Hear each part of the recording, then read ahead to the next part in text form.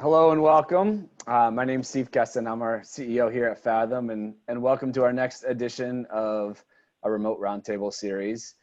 Today's topic is all around change management. So as you think about change management, it's probably a topic that doesn't get enough credit for how important it really is in the role of the modern marketing leader. And really what we're going to do is explore that topic today. The role of marketing has fundamentally shifted, and change management is a huge component to being a successful marketer in today's world. So that'll be the topic of conversation as we jump into the conversation today. A few ground rules as always, remember to mute. Always love to see faces, so share your video if you're able to do so. And then, any questions, conversation you want to have in the chat window, we've got somebody there to support and respond there, and then be ready to engage. So we have a little smaller than anticipated audience today. So wanted to just give an opportunity for this to be truly a dialogue and conversation. I'm joined by one of our experts here, but interested in, maybe we'll just go around the horn for a minute to get a little bit perspective of, hey, what interests you about this topic? So that way we can best tailor the conversation today. So Caitlin, good to see you as always. How you doing? I'm good. How are you? Good. Would love to hear, is there anything in particular that you're looking to gain out of the conversation today? Yeah, so my firm was in a state of change prior to COVID. We were rebranding, looking at redesigning our website, trying to kind of nail down our new elevator pitch, all that stuff. And now COVID's here and change is a completely different concept. And so kind of thinking about change at all these different levels and how to manage it and how to move forward in a productive way. That's why I'm here. Awesome. No, very good. We went through a process, not during COVID, but Jim Kohl, who's my colleague on the line here, actually led that process for Fathom a little bit more than a year and a half ago. So I think we can bring what we do for clients as well as some personal perspective into that conversation. Kevin, good to see you as always. Would love to get any. Hey, I'm doing great. How are you? Good. Good. What are you hoping to get out of the conversation? I think one thing, Steve, is, in working with me, how do you organize and how do you think about it from an organization, as a team organization perspective, roles, responsibilities, resourcing, partnerships, all those sort of things, right? As you think about managing change, it's about, being able to have some agility built into the team. And so just kind of from that perspective, it's kind of the way I've thought about it, as a, kind of former leader, if you will. So just thoughts on that. Yep. Yeah, absolutely. Yeah. We've got some depth that we can bring to that. I've got a framework that I've used probably for the last decade, that I believe in. That's, I think, a really powerful perspective on how to drive successful organizational change. Because the studies show, more than 75% of change initiatives fail. Right. So it's not for the faint of heart to jump in and go make change happen and drive it. And there are certain things that you can do to increase your likelihood of success. So perfect. Yeah, we'll jump into that as well. Yeah, great. And Jennifer Resnick, we see you on the line as well. I would love to get any perspective from you. Hi. Similar a little bit to Caitlin in that I recently, it's been a year and a half now, started at an agency, and we were going through change. They had leadership change, and but there's also people that have been there for quite some time. So we were struggling with falling into the 75% failing of the change that is necessary. Sure. So we had, we were trying to change our face, but also change our structure and the roles and responsibilities. And I come from a different experience than people that have been there. And, part of my role is guiding us through that process. And so just seeing other people's perspectives and how they've managed to do that, or, what pitfalls they've fallen into, would just be super helpful. Great. Yeah, I would say I have a lot of personal experience with that one. I led, I would say, a pretty significant change process through our organization at Fathom over the last 4 or 5 years, and some things we did well and some things I would do differently, along the way. So I can speak some personal perspective on that. Good. Well, it's great to have all of you guys on the conversation today. Let me go ahead and, you guys are all pretty well familiar with Fathom at this point. So maybe I'll spare the overarching perspective on Fathom, as you guys already are familiar with who we are and the types of services we offer. So I'm going to jump ahead and go right to introducing my collaborator on this discussion today. So it's Jim Kohl. Jim Kohl is our leader of sales and marketing here at Fathom. He's been with us almost 3 years at this point. And Jim brings a depth of experience from a wide range of marketing. So very large organizations in Zurich and otherwise, from a market research and so on perspective, Career Education Corporation. And fun fact, Jim also used to be a Fathom client. So Jim has the perspective of being both on the client side as well as agency side. So without further ado, Jim has a great level of perspective around driving change and has done it in lots of places. So Jim, would love for you to share your quick take as we enter into the conversation. Yeah, you bet. Thanks, Steve. And hey, everyone, it's great to be here today. I want to first say it feels a little odd to be introduced sort of as an expert. Number one, I don't know that I would ever describe myself as an expert in something. I don't know if that's sort of an interesting take on its own, but I think in particular around change management, what do I have to offer to an audience that's interested in change management? And, Caitlin and Kevin and Jennifer, the things you've mentioned, certainly have some experience there, but I'm by no means the end all be all when it comes to change management and what success looks like. So I'm just as interested in learning from you in terms of what your experience has been, the challenges that that you seem to be facing today, and maybe where you've had success or sort of speed bumps along the way. So let's definitely have that interaction. I want to maybe frame our conversation as we get underway in this way. As it relates to change management, I think my strongest perspective is that on the whole, in the totality of my experience, marketers tend to think way too little of change management itself in terms of a practice, in terms of a skill set, in terms of a priority. And so that's number one. I think, if you're in marketing and you consider yourself a marketer, my perspective is you had better have a stomach for change. And I think what's even more, beyond just sort of having a stomach and ability to sort of put up with change or maybe sort of accept the reality that change is sort of the only constant we know, the better yet, the best marketers who have the greatest impact, and I would argue maybe even the greatest sense of fulfillment in many ways, are themselves change makers. So marketers need to not just have a stomach for change, but themselves sort of be working towards change maker status, if you will. And this comes out in a couple of different ways. I think everybody can understand and connect with the idea that as a marketer, you have to be ready to respond to change. And I want to talk about sort of both the macro level and the micro level, because I think we all have day-to-day experience that rings true here. Number one, on the macro level, if we're responding to change, it's because we all have external factors that come into play. And so you guys mentioned even a few of them.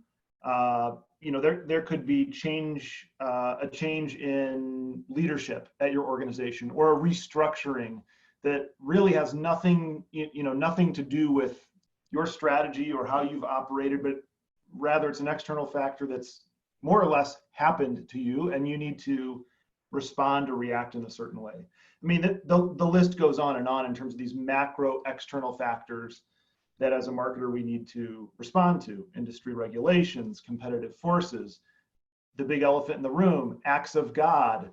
I know that's not one we probably talk about a lot, but we're living it right now in the COVID era. And so Probably one that we won't forget in our entire career at this point is, how did you respond to COVID as a marketer and as a marketing team? We also need to respond to change, I would argue, sort of at the micro level. And this is one that I think we just sort of maybe don't give enough time and energy to as a change management practice. And that is, how are you going to respond as a marketer to marketing performance? So think about the marketing performance that may be directed by your own decisions. So if we have a decline in lead flow, or you have campaigns with underperforming results, misaligned messaging with your audience, or you have a sales cycle that you see is starting to lengthen. There are likely decisions that you made that influenced that performance, and now you must go through a change management process to determine how do you respond to that. And so I think we see that as part of the marketing practice, but do we see it as part of the change management practice within our marketing team? So I think that's something we could talk about. The next piece is really not just about responding to change, but as a marketer, you've got to be ready to drive change itself. And so this is an area where I'm quite aligned with Steve in this perspective that we both believe the marketer is in today's environment best positioned to drive change. And the reason for that is primarily because of the sort of positional impact that marketing has on business strategy. And it's twofold. Number one, the marketer has to be in lockstep with what the CEO and shareholder interests are, number one. Doing what's right for the business every step of the way and at every decision. And yet there's a tension point between that, or there can be a tension point between that, what the CEO cares about, and ultimately what's best for delivering the right customer experience or the end consumer in whatever industry or sector you're in. And so how do I balance sort of the right customer experience, delivering an exceptional product or service or experience versus making sure I'm doing what's right for the CEO? And oftentimes those things are working together, and sometimes it feels like those could be pulling you in two separate directions. And so oftentimes it's in that moment where the marketer has an opportunity to recognize that change is what's needed here. And in this position, I can drive with all of the interests of these stakeholders towards a better vision that yields better results for both stakeholder groups. And sort of just lastly, connecting to that idea that, okay, if we all would agree with these first two ideas, that yes, as a marketer, I need to respond. Yes, as a marketer, I need to drive change. How do I do that? How can I get better tomorrow than I am today? And the path to doing that, your path to being a change maker in this way, is by growing your awareness and your skill set as it relates to being a catalyst and being a connector. And the catalyst piece is really about, as an agent for change, do you have the ability, do you have the sort of discipline and pattern and routine of seeing a different world around you? Can you see a different vision and set a different vision and put it in action? And most often we see that successful change management requires your role as a connector, bringing people together, understanding what's driving value for them in this particular change management initiative, and making sure that you really have the ability to drive and grow relationships for ultimate success in a change management initiative. So that's my quick or not so quick take, but really interested first to maybe drive conversation this way, if we can, Steve. I'd like for us to sort of pick sides and set up a little bit, maybe a little bit of a debate here, if that's okay. So as we think about change and change management, I want us each to pick a side, and we'll talk about, sort of why we have a case for one or the other. And I want you to respond to this statement. People or organizations, you can think about it either way, are addicted to change or are desperate for status quo? People or organizations are addicted to change or desperate for status quo. So let me open it up there and just see if we have sort of a perspective. It's intended to be fun, so don't take it too seriously. What do we think?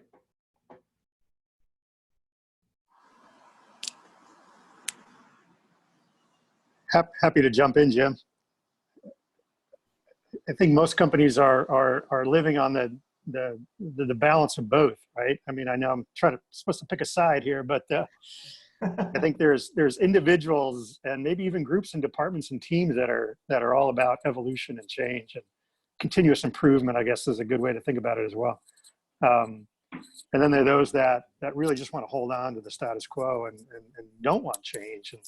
And then therein lies the dichotomy, the challenge, if you will, to either help make change happen if you're swimming upstream, or to kind of balance the amount and degree of change, because there's change burnout and change challenges that can occur. So if you want me to pick a side, it's on the change side.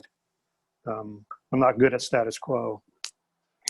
So okay, so we have a reluctant, addicted jump to in. change perspective. All right. I don't know if I kind of did the same thing. I would say in my experience, people are desperate. They think they're desperate for change, but they're actually addicted to status quo. Okay. So I didn't really pick one. So No, I guess like you sort of flipped the script. So maybe you can tell us a little bit more, because that's interesting, sort of the addicted to status quo. How do you see that in your environment or in the settings that you're doing your work play out? I think I think that you'll get into a room with people and, they have this vision of what they want to be. And this has been across multiple places that I've worked. Sometimes the change is being driven from the top down, the top up, and sometimes it's driven from the top down. But for either way it's driven, there's always somebody that's like, I want it. But then when push comes to shove to go there, they can't break themselves past the status quo. So that's why I say they're actually addicted. It's kind of like muscle memory. You want to run that marathon, you start training, but it's not there. So you just relapse right back to your old behaviors. So that's kind of why I said to me, people are more addicted to status quo, but they really are desperate for change. They just don't know how to do it. And when you try to push them to do it, that's probably why, I connected to what you said, no pun intended, with the connector. You need that person that's able to make them feel comfortable. And in my previous positions, I've kind of always succeeded at that. And where I am now, I'm failing to succeed at that. So it's kind of like, now I need to come at it with a fresh approach. And so that's why I think it's more people are addicted to status quo. They're afraid of the change, even though they want it. I'm with Jennifer on this one. My current position sounds very similar to yours in that there's a ton of lip service to change. We want to change. We've been planning for it. They created my position, brought me in to do it. But now, they're nervous. More nervous today than they were in December and January. But there's a lot of internal fear. I think there's a lot of, uncertainty about which risks are the right risks to take right now. And I think too, at least in my organization, I'm always pushing to stay in front of the change that comes with digital marketing, because that's constantly changing. And there's a huge knowledge gap that we're trying to navigate. Where so many of the people in leadership positions just don't quite understand the digital marketing landscape. And so that is something that they,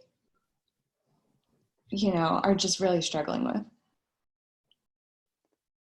Yeah, I'll weigh in as well. I think that's a great way to phrase it. I've come across lots of folks in my personal experience and client side as well that like the idea of change, right? Everybody likes change, but nobody wants to be changed, right? And so there is a element of reality that change is hard, right? And it is our human nature, I would say, by and large, to accept the status quo, unless there is a force so significant that is either pushing or pulling you to have to change. Otherwise, it's pretty easy to stay status quo and just talk the game. And, and that connects a little bit, and we can get into this in a bit, to the Cotter model for change that I use. It really starts with, Jennifer, the point that you brought up. It's all about the urgency for change, because without it, there isn't real change. And I would say I fall on the right side of that equation of, never complacent for a moment. So always feel there's a better way. Not that, you lose your North Star. You have to have your North Star clear.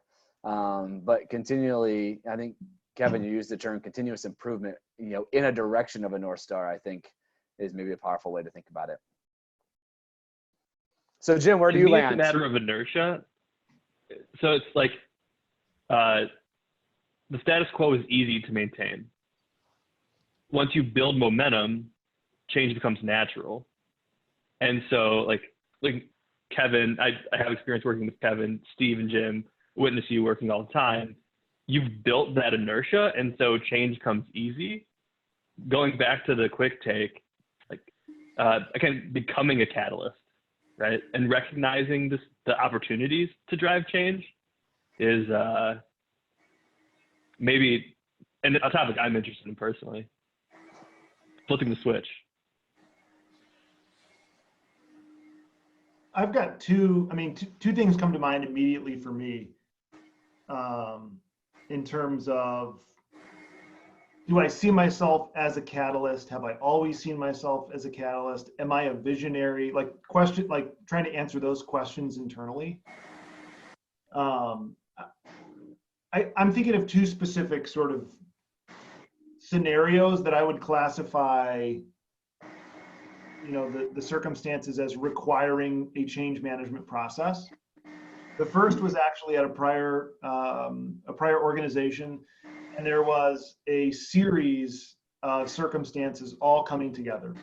I was brought into the CMO's office. I was on the corporate marketing team at Career Education, brought into the CMO's office, and who I reported to, and he said, Jim, this individual who's on our team is no longer with the organization as of today. Her office is now empty, and I know she was responsible for this whole part of the marketing strategy that you've never really touched, and maybe you'll only listen to from a distance.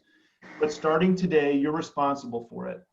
Here's the budget. It's a multi-million-dollar budget. Here's the partner. That partner was Fathom, and we're off and running. I expect to plan my next date.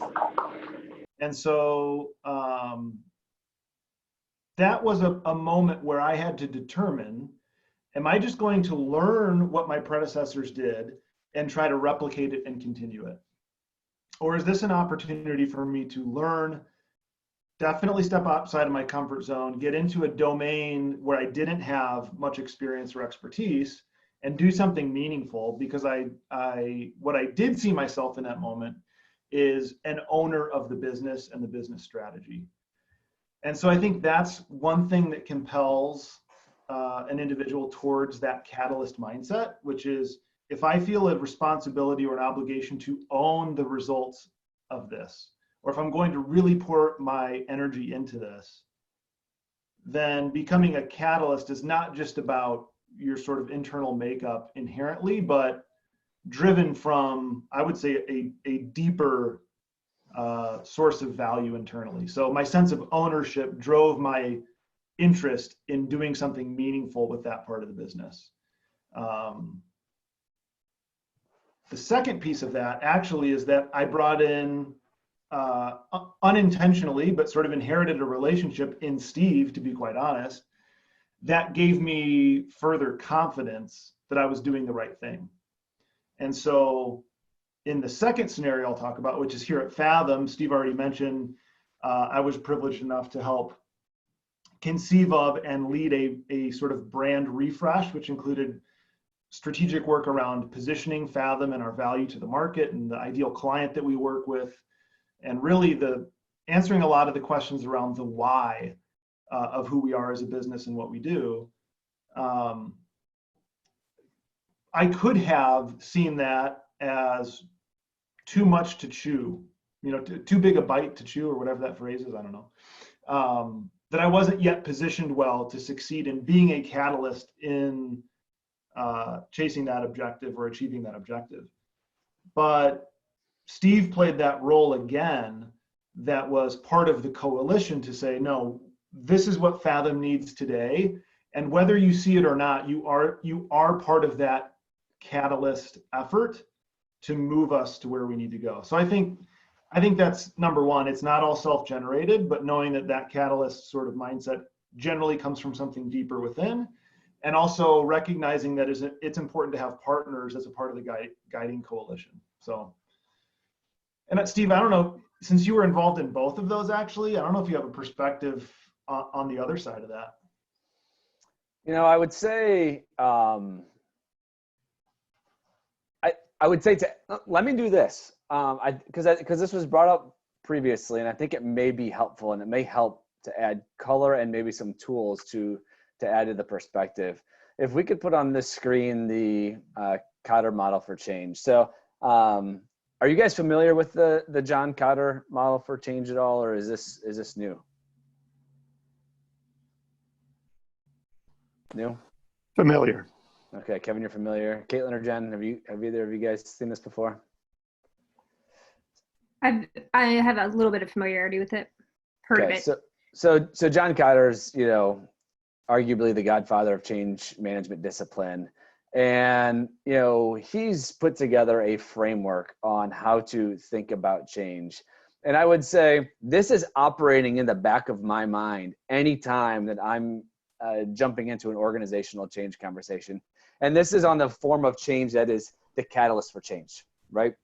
So, and this first point really speaks to how, Jen, you rephrased Jim's question of, hey, there is a lot of people that are starving for change, but they're comfortable with the status quo. And, and I think that speaks to the importance of creating an urgency for change. Change will not happen. It will be sustained if there is not a significant push or pull or a compelling driver for the change. And sometimes that compelling driver is a vision that one of us has. Sometimes that compelling driver is an external force that is making you change to just continue to operate and be in existence. Sometimes it's an incredible opportunity to jump on or so on, but it has to be incredibly compelling to start with the change. And if you don't have a compelling case for the urgency of why to change and change now, it's going to be hard to get any initiative kicked off properly. And this has to be felt. There has to be an emotive component to it, or it's most successful when there is. And from there, you get into the guiding coalition, right? So, and Jim, you're speaking to this already in terms of, hey, sometimes it's good to have partners in change. And it is absolutely, I say, essential to have partners. And when you're putting together a guiding coalition, there are a couple of things to think about. One is you need to have positional power with you, right? It is hard to drive change completely without positional power. So you need to get some positional power in collaboration and partnership with you to help remove roadblocks that are inevitable and going to happen. The other thing, and this is a mistake a lot of people make, is you need to bring in dissenting point of views from your own, and maybe the loudest and hardest people to win over, because you will run into that at some point in this initiative. And if you can bring them in, it will further help you better understand what you're trying to solve for. And B, it'll bring them into the process and have them be part of the solution. And when people take an ownership to that solution, it's amazing how they start to change. And if I can add there, Steve, that one should usually be the easiest question to answer. Which dissenting voice or voices do I include in my guiding coalition? you should be able to ask yourself, who's the last person I want involved in this initiative? That is not going to take you very long to answer that, and that's usually the right answer. So that's a little tip from experience. Yeah. Could I ask a question on that? Of course, yeah, absolutely. So what if the person that's point of dissension doesn't know they are? Like, they're in agreement everything along the way, but all of their words are in agreement, but their actions are pushing the opposite of the change. So it's like, you're truly fighting them, but at the same time, they're like, well, I agree with you. I'm like, but you can't, because you're not even like remotely moving in the direction of trying to change your behavior. Yeah, no, I think that's good. I'd be interested in others to weigh in on this, but my experience of when there seems to be a disconnect between somebody's maybe intentions and their actions, right? Communication can be a fickle thing, and sometimes people think, in my mind, I never do wrong, right? Because then I have a pure intention, then the action, somebody else is like, well, why are you doing what you're doing? And I think part of our job as maybe a leader of a change initiative is to bring that to the table in a disarming way. So for example, if we are aligned that there's a sense of urgency and maybe we're already connected on a vision, this is the direction we're going, then I would start to put it in principles. All right, if this is what we're saying we want to do, the behaviors that align to our vision are X, Y, and Z. And I would start listing out the behaviors that you expect and where they're not operating in alignment with them, right? And then you can enter into that conversation in a way with that individual. If you're starting to see them agree to these behaviors and then operate outside of it, and say, hey, help me understand. We all collectively agreed that these behaviors align to the vision we just spoke about. This one particular instance, and get into as much detail as you can, seem to be out of alignment with that. Do you agree or do you disagree? And enter into the conversation to create some awareness. So that's the way that, and instead of, hey, you weren't operating the way you said you were going to, make it about the process. Hey, we said we want to move in this direction. These are the behaviors we agreed to. Seems like this particular instance was outside of it. Was that just a lapse in, hey, we're all human, we make mistakes? Or do you see it a little bit differently? And that's how you further refine the edges of these sorts of things. Yeah, if I can add to that too, one element that I think is critical at this stage, in between or sort of on the path of creating a guiding coalition and successfully creating that vision for change. This also comes up as part of the playbook at other parts of this process, but particularly here. And Steve knew this sort of general phrase or quote was going to come out sometime here. But I think about success is best communicated in local currency. And so what I mean by that is, right, if I have $100 in US cash and I give that to you, you know immediately the value of that piece of paper. If I give it to you in Hungarian forint, it's going to be, I don't know what the exchange rate is right now, it's going to be 800 forint. It's the same exact value, but perceived value is very different, right? So think about local currency in terms of how do you create a guiding coalition and how do you represent that value? What does that stakeholder care most about? And how is that connected into this particular area of change or process that's required for successful change? And then once you both are, so oftentimes what I've seen is, right, we try to put together sort of the case for change in a document or in a vision document. And then we go around on a dog and pony show and we present the same thing to every stakeholder regardless of where they are in the organization. Probably not the right approach, because each stakeholder there cares about something either slightly or massively different. And so you actually need a very personalized message in that case for change so that you can get to a more coordinated and aligned vision for change.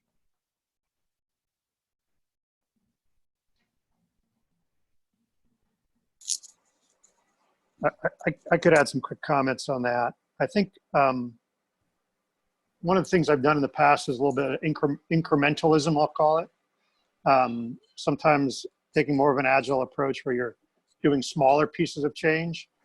And that starts to get people sometimes better aligned and understanding what changes, what it means really.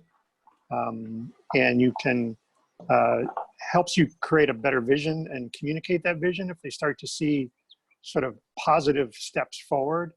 And again, kind of using the North Star words that Steve used, that maybe you keep the North Star out there, but people aren't really ready to get there yet. And so kind of building incremental change can sometimes help to sort of pave the path, or whatever analogy you want to use. So just put that out there, some things I've done in the past.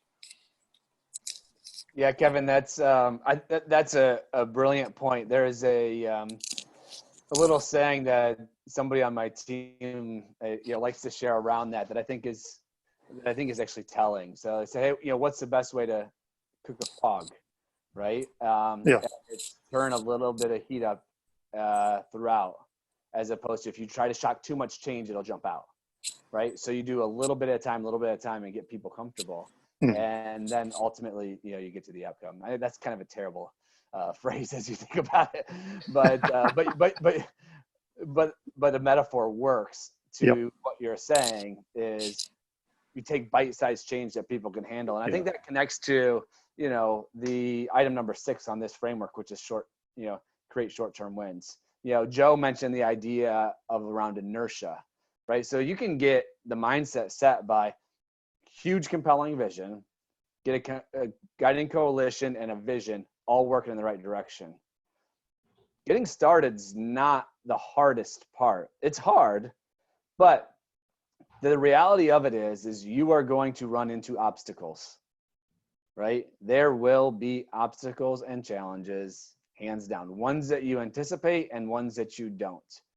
And you have to have the strength to encourage, to continue to push through and navigate those obstacles, to get to those short-term wins, which continue, to your point, Kevin, build the inertia for you to get to sustained change. And Jim, just to round out, when Jim was on the client side and speaking to our experience of working together, Jim and I actually put together an 8-step Cotter model on a game plan on how we were going to approach this. And Jim, I'd love for you to weigh in on this, but I think what it did for us is we were looking to drive very meaningful change from a strategic standpoint. Is it gave us a game plan. It gave us a game plan for who do we need to involve, what do we anticipate the challenges are going to be, and I think it increased our likelihood of success as a result, because we took the time to just plan a bit and think through the components, so that way we could navigate our way there, as opposed to so many moving variables, that are often all happening at the same time in the change process.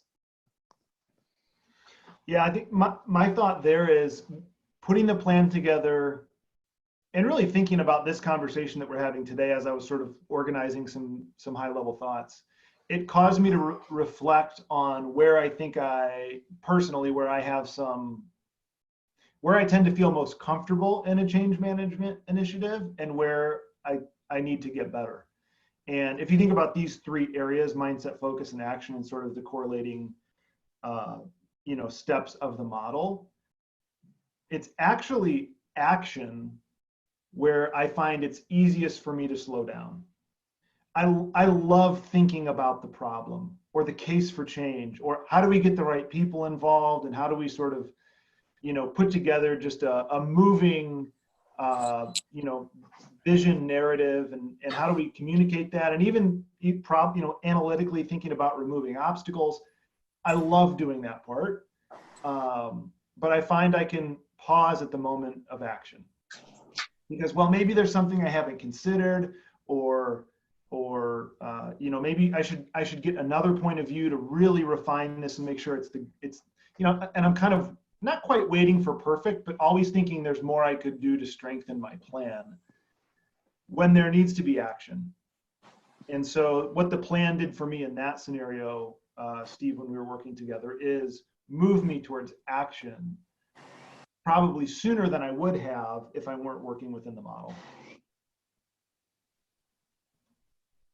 So maybe shifting the discussion a bit to, I mean, you know, both Caitlin and Jennifer, both of you guys brought up the reality that you're kind of in the midst of trying to navigate some change discussions right now. Is there anything in particular that you want to bring forward in there, just for some perspective from, you know, from the group here? It's been a great collaborative discussion already.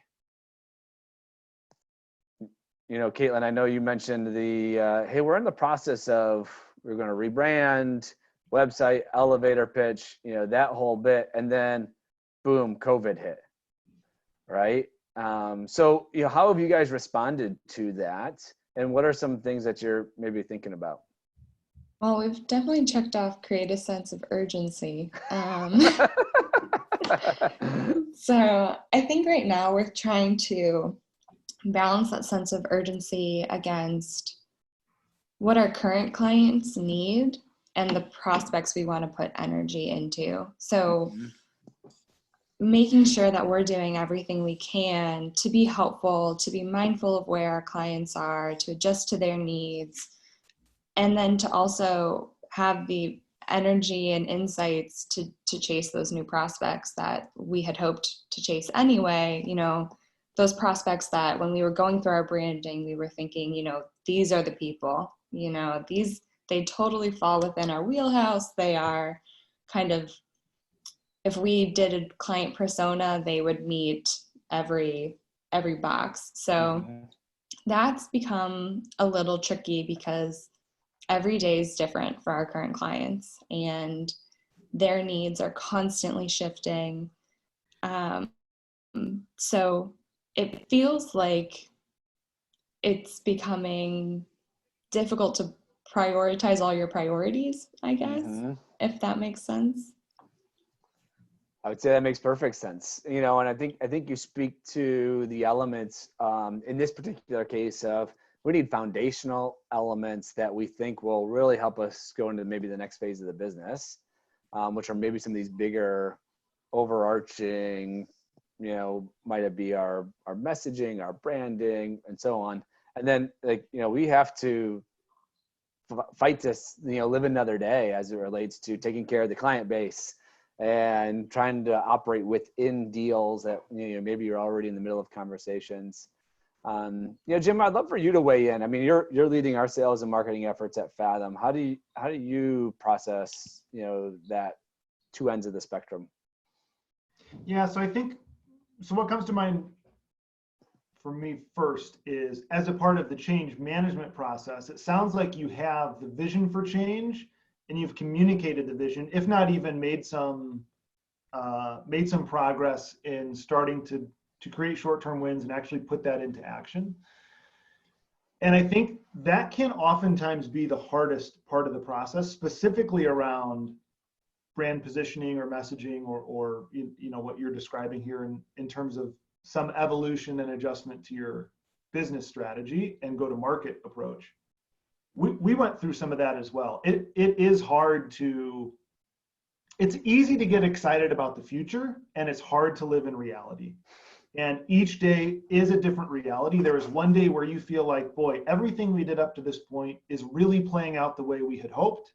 And the next day, it's just a different scenario. And I know everyone, I mean, Joe and Melissa and Steve, we have all lived that day to day, you know, with Fathom's own business.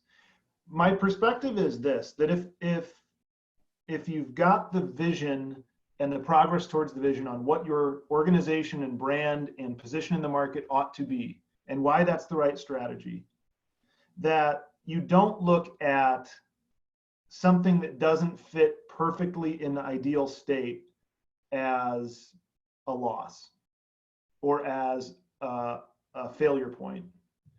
Because the more clearly you can define your North Star, if you will, or sort of your target, the easier it is for you to identify, hey, for this sort of non-standard or non-traditional client engagement or, you know, problem that we're trying to help solve over here for a particular client, there is an aspect of that that probably does fit in to your business model or your approach or your brand. And so finding out what are the small dimensions that actually help us advance on our vision, where are we hitting the mark and where are we not, can actually be a value add to your process as opposed to introducing drag on the experience. So I know the reality, I've lived that reality. I continue to live that reality at times, and it doesn't feel like it's helpful. But understanding where different pieces and dimensions actually do fit in, even if it's not a perfect fit, helps you advance the overall progress. Does that make any sense? It does. And, you know, looking at this model and listening to you guys talk about this whole process, I feel like where we kind of stumbled maybe is that we went through some of these steps without really taking the time to document the decisions we were making and how that impacted our brand and how that impacted our messaging, and, you know, taking the time to just kind of develop the actual product that comes out of that mindset and the vision setting. And so now it kind of feels like we have to either make those things up as we go, or we have to pause and go back and create them and then make sure we're still in agreement that those are the things that we find to be true today. And so I think that's a little bit of where we're stuck. I would, and this is sort of outside of change management, but I would be happy to share with you a framework that I used at Fathom and I've used in other businesses. Yeah. At the very least, what you could do is take that and fill in, you know, what have you agreed to as an organization? What do you have alignment on, and where are there gaps? And you could at least use that, not to redo the process, if you will, but to identify as an organization, hey, we're crystal clear on these three things, but we've not really come to alignment on these three. And without them, we're not going to have the success we want. So I'm happy to send that to you separately, and we can hop on the phone and have a conversation too. So. Yeah. So as I look back at our rebrand process, two things we haven't talked about that might be helpful for Caitlin. It didn't start with a desire to refresh our brand. It started with a business goal for 2023. And in order to reach that goal 5 years later, we had to make significant changes in the way that we went to market. And so that, more than anything, created a consistent sense of urgency, at least looking back at the process. Mm-hmm. Easy to say now. But it kept us moving forward. And then another thing, Steve set an incredibly aggressive goal for launching the brand that made everybody involved incredibly uncomfortable. But we stuck to it. We did things way faster than we thought possible. And it ended up being successful and effective. Somebody had to draw that line in the sand. We may have, you know, when Steve wasn't in the room, rolled our eyes a bit, but we made it happen. So I think those two things combined drove a consistent sense of urgency that is necessary when you're talking about a project like a rebrand, for instance, that can easily go 7 different directions. Yeah, I would maybe add into that, and Joe, good trip down memory lane. Maybe a better trip for me.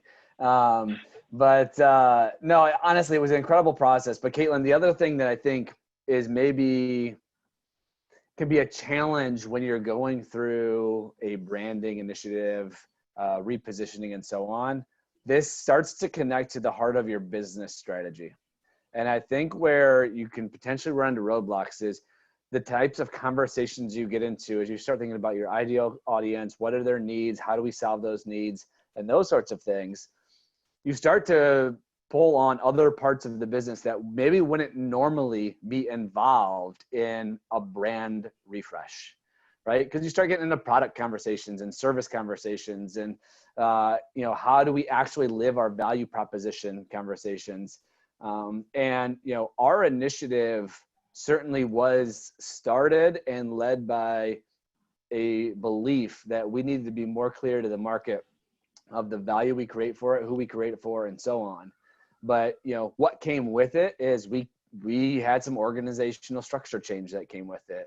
You know, we had some product evolution and development change that came with it. We anticipated it to come with it, but I would say that it is something that is very common in the type of project that you're involved in. So if you're running into some of those roadblocks and maybe the CEO or the executive team is like putting the brakes on things and that sort of thing, I would say lean into that, because you need them to work through these edges to bring this all the way through.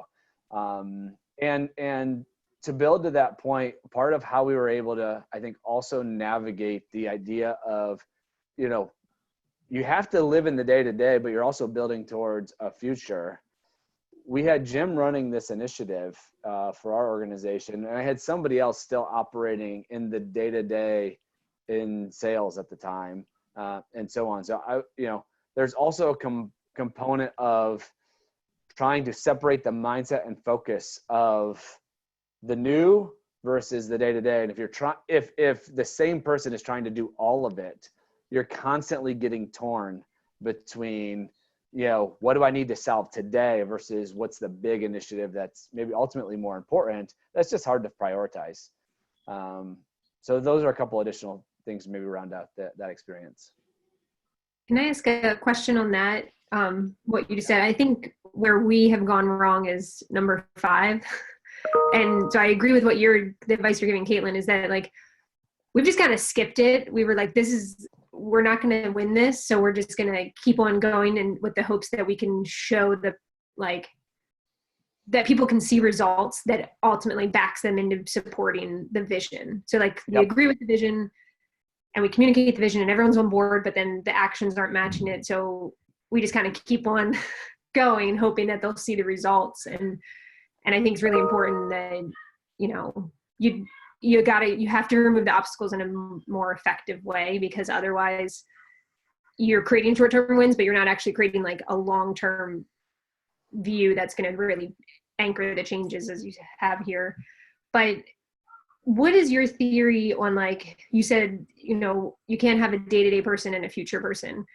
And if the best person to be doing the day-to-day to keep kind of sustain, and especially in the environment we're in with COVID, and put the best work out for our clients, is also the best person to like lead the initiative of future, how would you suggest? Would you say like cut the day-to-day and just focus on the future, or would you say for where we are, keep them in the day-to-day and get somebody else involved in the future?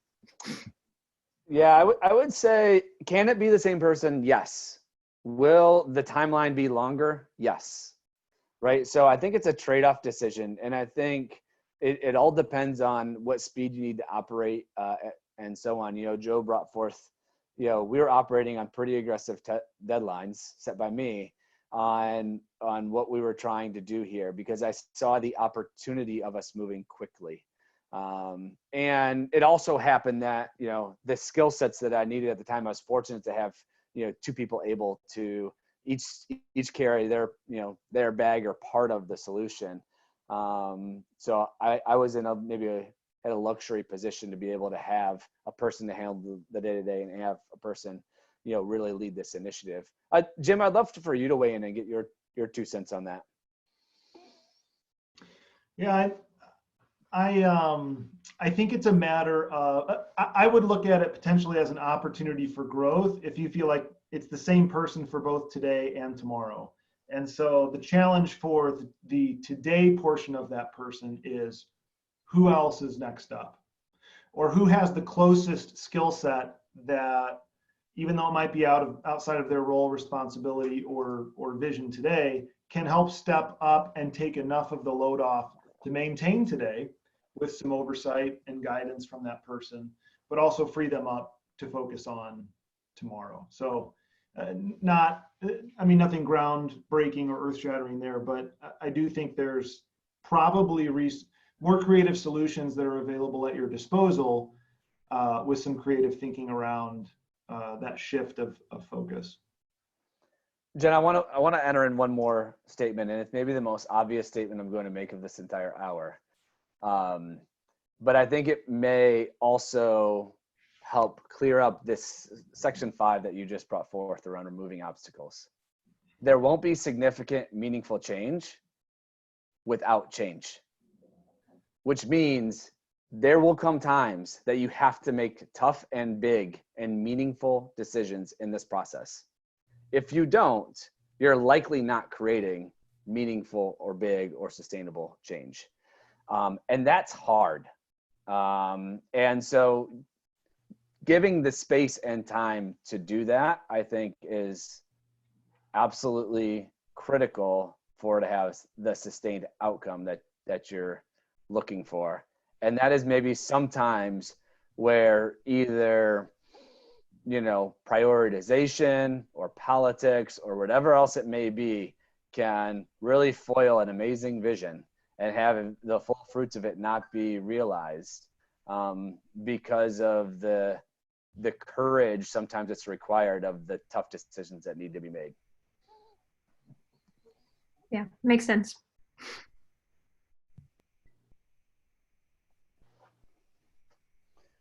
So I know we are right at the hour here. This hour has gone incredibly fast. We really appreciate the dialogue and the conversation. You know, this is a topic that I'm personally passionate about. I know Jim is, and I know each of you are as well. And so, you know, I've really enjoyed this conversation. If you are interested in having further dialogue with us, you know, please feel free to reach out to us individually. It's an area of passion, and it is a critical area for marketing leaders going forward. The marketing leaders that win and are successful going forward are the ones that are going to be catalysts and connectors, in my opinion. So just to finish up, we have one more roundtable coming up next Thursday, 1 o'clock Eastern, to really round out this remote roundtable series that we've started. And we're going to take a little bit different approach. Instead of having a dedicated topic towards a channel or an industry or an initiative like change management, change leadership we discussed today, it's going to be an open conversation, open dialogue. So we're going to have a few of our leaders, you know, joining the conversation, as myself, Jim, and others. And, you know, really should be a great time for us to come forward and talk about all the things that are on our minds as a marketing leader today, trying to operate in this wild environment we're operating in. So, so good to see everyone. Appreciate you joining, and we'll see you next time.